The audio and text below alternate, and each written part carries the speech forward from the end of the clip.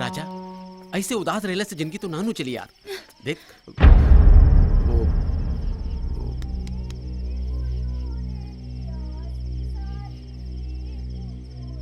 हम आवतनी।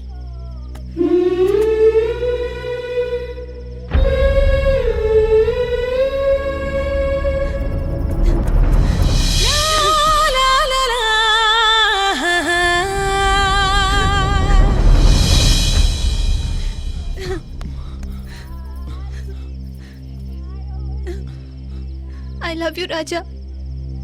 I love you। बहुत देर हो गई काजल, बहुत देर हो गई। हम कुछ नहीं की जानत, अब तोरा से दूर रहल मुश्किल हो गइल बा। 3 दिन बाद तोहरा दुआरा पर बारात आवेला बा। हमनी की हरकत कितना बड़ा तूफान खड़ा कर दी, शायद तो के अंदाजा नहीं के। अब हमरा कौन आंधी तूफान के डर नहीं के राजा। दिल तोहरा प्रीत के रंग में रंगा गइल बा। भले बारात के हो और के आई, लेकिन हमरा हाथ में ये मेहंदी तोरे नाम के रचा गइल बा। बड़ी देर से दर पे आंखें लगी थी, हजूर आते आते बहुत देर कर दी। जौना परिवार में दादी के दुलार, चाची जैसन माई के ममता और पिता समान चाचा के प्यार मिलन, वो घर के मान सम्मान के कहा हुई जब लोगन के ही पता चली कि महेंद्र बाबू की बेटी केहू और से प्यार करेले। लेकिन हम केहू और के होके मर जाए राजा, मर जाए। अब माँ और बाप के इज्जत और सम्मान खाती हमनी के अपना प्यार के कुर्बानी देवे के परी काजल, देवे के परी। शायद हमार तकदीर ही हमसे खफा बा। हमार बदनसीबी हमरा प्यार पर भारी पड़ गई राजा, भारी पड़ गई। जे दिल में बा वो जिंदगी से दूर जा रहल बा, और जो जिंदगी में आवे वाला बा वो शायद कबो दिल में ना आ पाई।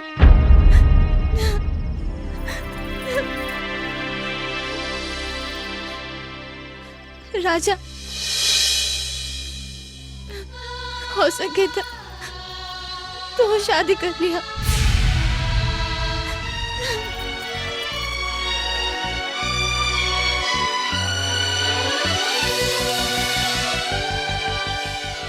तो दिल से निकल पाई तब न शादी करा।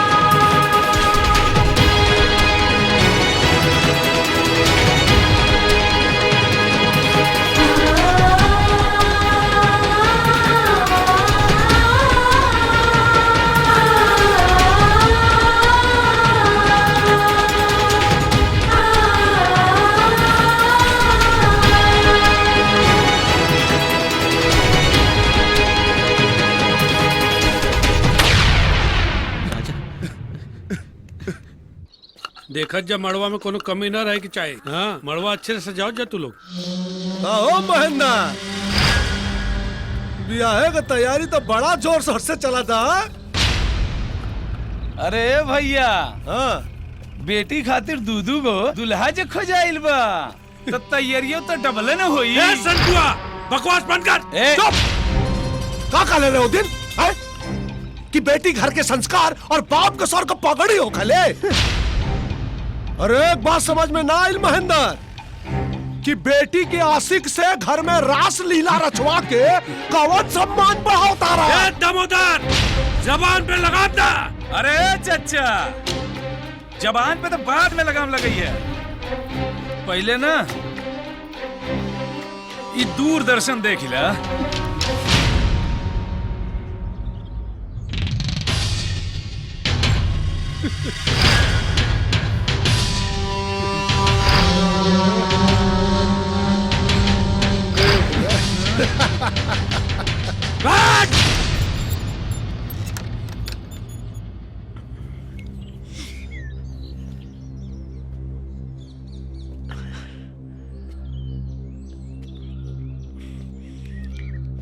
मीता, मीता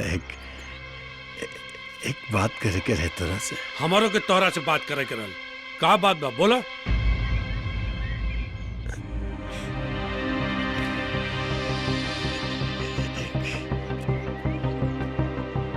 मीता, हम जानतानी कि ई बखत ऐसन बात करे के नहीं के दोस्त, लेकिन अब औलाद की खुशी के खातिर चुप रहल भी तो ठीक नहीं के। बूझ बुझाउल मत करा, साफ साफ बोला का बात बा।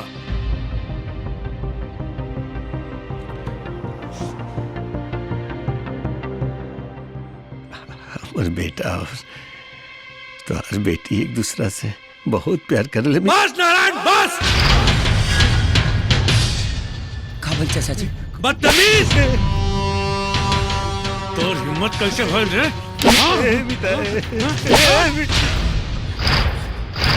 बाबूजी, बाबूजी,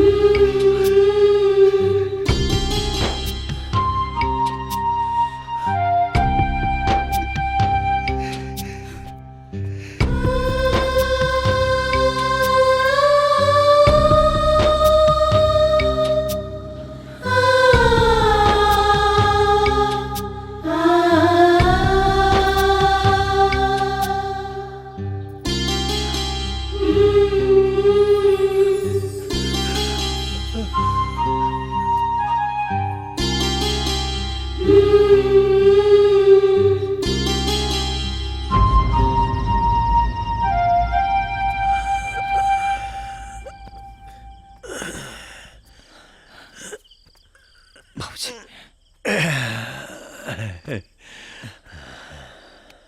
ठीक बनी बाबूजी।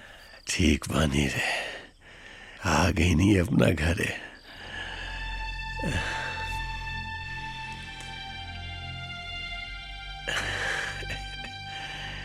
तेरा माई की इच्छा रहे कि तेरा माथे मोरू अपना हाथे से चढ़ाए। मारे समय हमरा से वचन ले रही हूँ कि हमरा बेटा के कोनो कोनो कोनो तकलीफ न होके के दिया। खैर, हे बेटा, अरे हम बानी रहे, हम सब ठीक कर दे। हाँ? हम सब ठीक बाबूजी, हम ठीक बानी रे पगला। हाँ? और हमरा जिंदा रहते तोरा कोनो तकलीफ करे की जरूरत नहीं के। हाँ? सब ठीक कर दे हम। अब जा, हम सब ठीक कर दे। ठीक बानी रे पगला, हमरा का होई। अच्छा अब तू जा बेटा, तू सोच जा, हाँ? जा, चिंता मत करिया, हम बानी बेटा, हम सब ठीक कर दे। हाँ?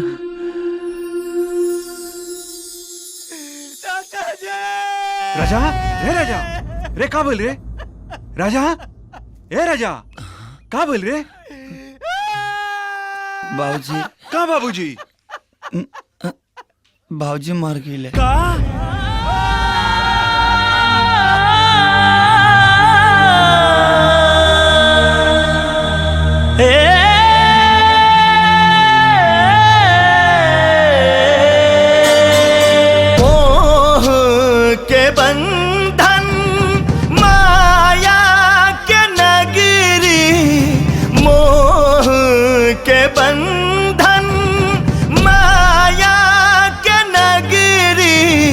सब कुछ इहे छूट जाला,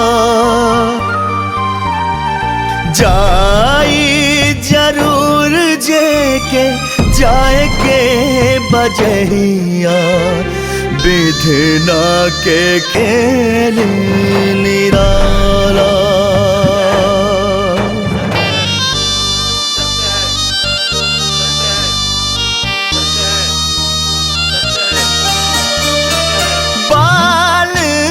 पने में कान्हे लेके बेटा के दुलरावे,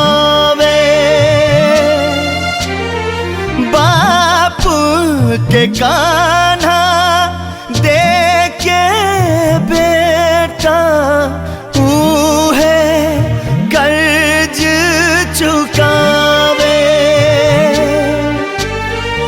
छोड़ी के पिंजरा उड़ जाला सुगना, रोक ले से नाही रोकाला। जाई जरूर जे के जाए के बजहिया, विधना के खेल निराला।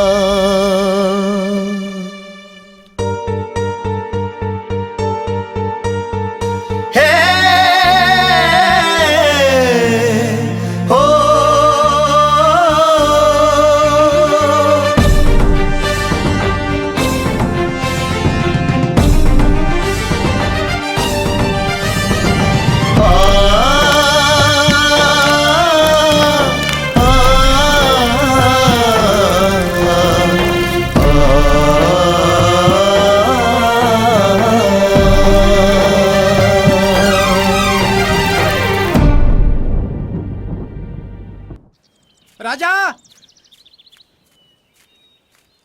राजा, ए राजा, राजा, राजा,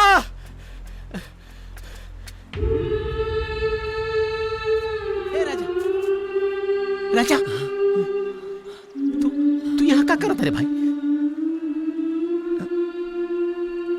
बाबूजी के बिना नींद नहीं खिलागत भाई। ए पगला, अरे अरे तू चल यहाँ से।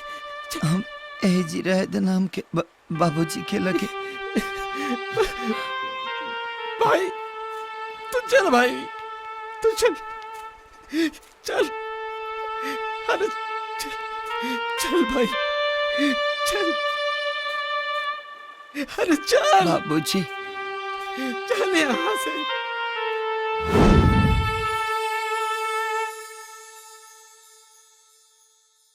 हे राजू, बाबूजी, बाबूजी, बाबूजी, बाबूजी, बाबूजी,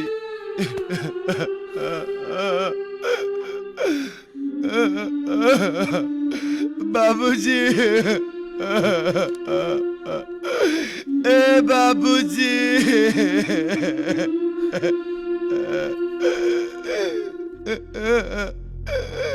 राजा एक चिट्ठी देखा राजा।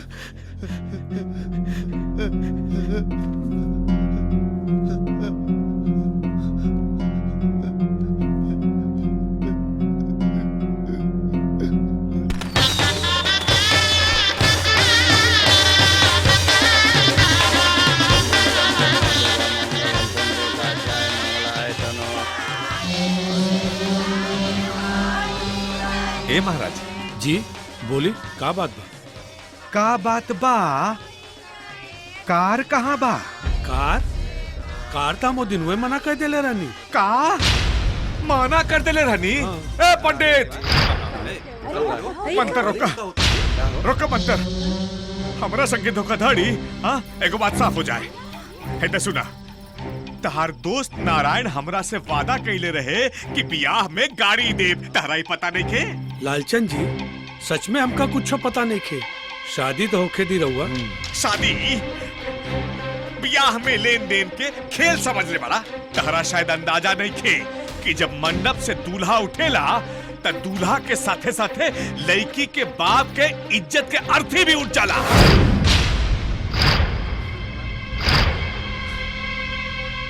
देखी समझी जी, राउर अगर यह जिद बा तो हमें 1-2 दिन का टाइम दे दे, हम आपके गाड़ी का बंदोबस्त करके दे दे। 1-2 दिन में गाड़ी दे दे, ब्याह आज होता।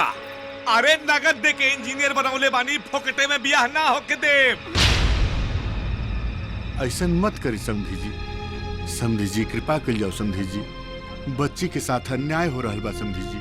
कौनो अन्याय ना हो रहल बा महाराज, कौनो अन्याय ना हो रहल बा। बेटा गाठ खोला, गाठ खोला। ऐसा ना कही समझी जी। ना ना देखिए, ऐसा ना करिए ना बाबू, गाठ मत खोली बाबू। अरे कनी के जुबान के कौनो कीमत नहीं खे। हाँ कौनो कीमत नहीं खे। नारायण कौना बिल में लुकाइल बाटे। हाँ बुलावा अपना यार के जे हमरा से वादा कैले रहे। ओ दिन तो बड़ा यार यार बनत रहे। मीता मीता बनी। अब कौना बिल में मुंह छुपा के बैठल बा। बुलावा अपना यार के, बुलावा नारायण के। अरे नारायण, अरे काला मुंह छुपा के बैठल बड़े।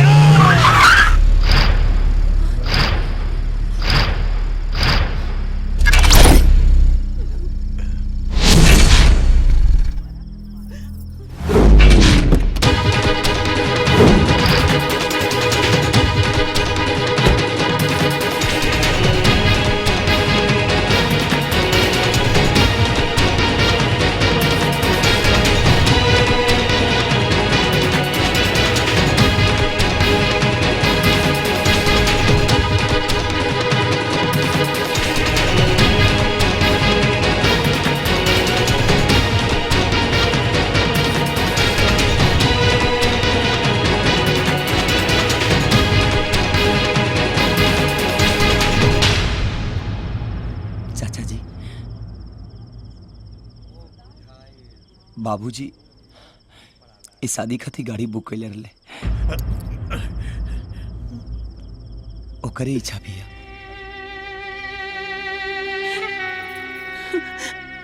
और हो सके तो हमके माफ कर दे। अगर वो माफ कर देब ना तो शायद हमरे बाबूजी के आत्मा के शांति मिल जाए। शांति मिले मतलब? चाचा जी,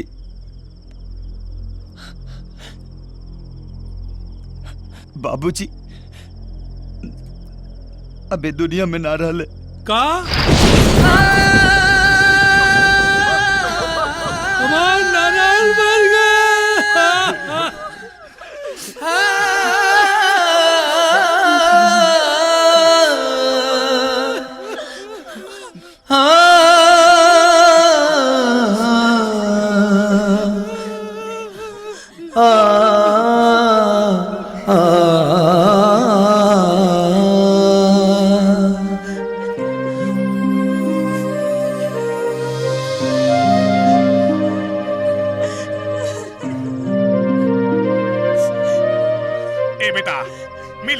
दहेज दुल्हन के संगे गांठ बांध ले। पंडित जी मंत्र शुरू करी।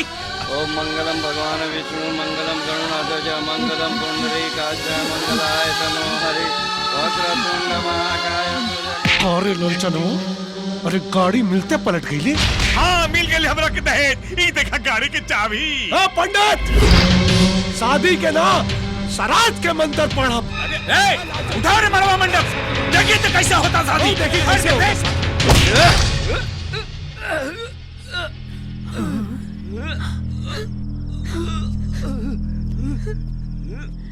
हमरे बाबूजी के आखिरी इच्छा रहे कि कौनो की मत पर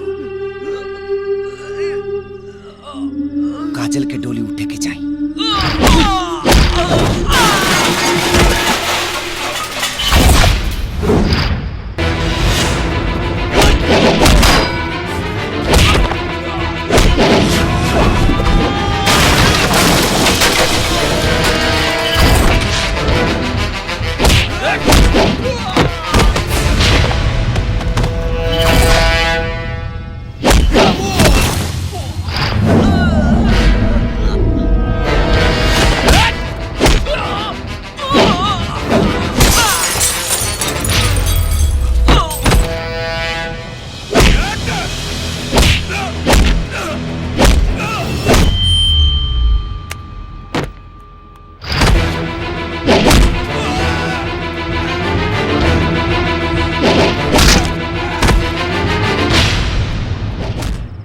अब माँ और बाप के इज्जत और सम्मान खाती हमने के अपना प्यार के कुर्बानी देवे के परी काजल, देवे के परी।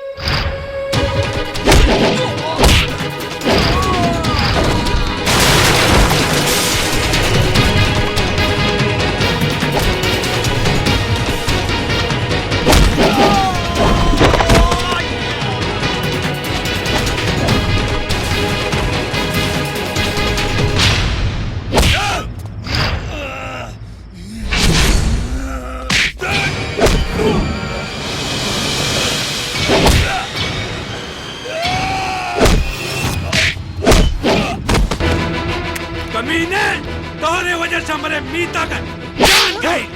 अरे महेंद्र, बाबूजी, बहुत भाई लुका छिपी, अब आर या पार।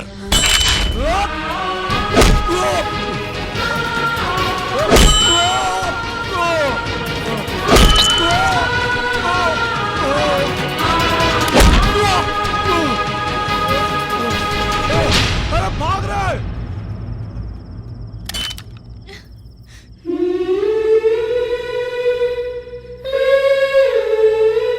ली अब वर कन्या के मांग में सिंदूर भरी।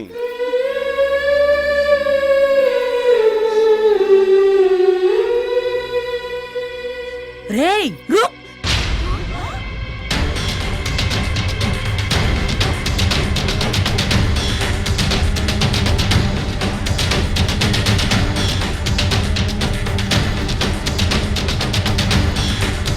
अरे उठ दहेज के लोभी रावण। अरे ते हमरा सीता के लायक नहीं खीस। अरे हमरा सीता के राम तो होते खड़बा होते।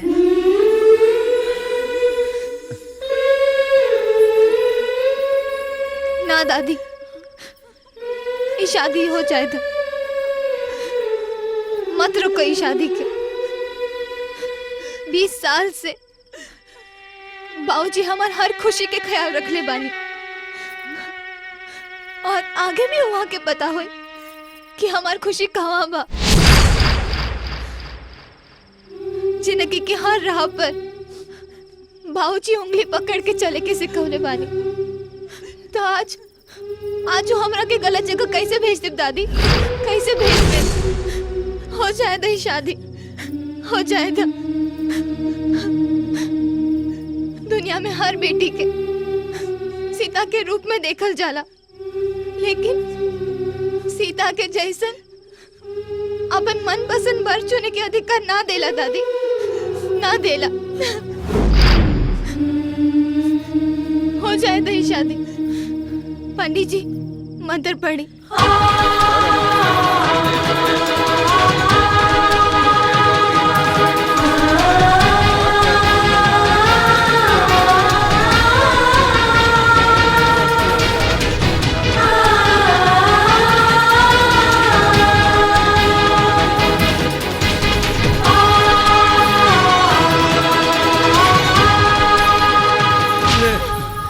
यह तोरा राम पसंद रहे ना? ए नारायण, तू यही चाहत रहला ना? ले हमार बिटिया तोर पतो बढ़ गया नारायण। अब तक खुश पाया ना ए मीता।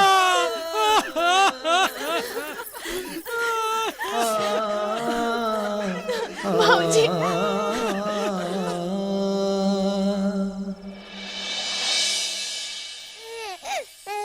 चुप रहा, तार माई झूला पर सर के आ जाए ना। चुप रहा, चुप रहा, चुप रहा। बड़ा मारता है जी। मेरा हमरा तो तू बहुत सतोले बेटा। देख हम वापस आ गए नहीं, अब हमार बारी है। जीवन भर लाते खाई का।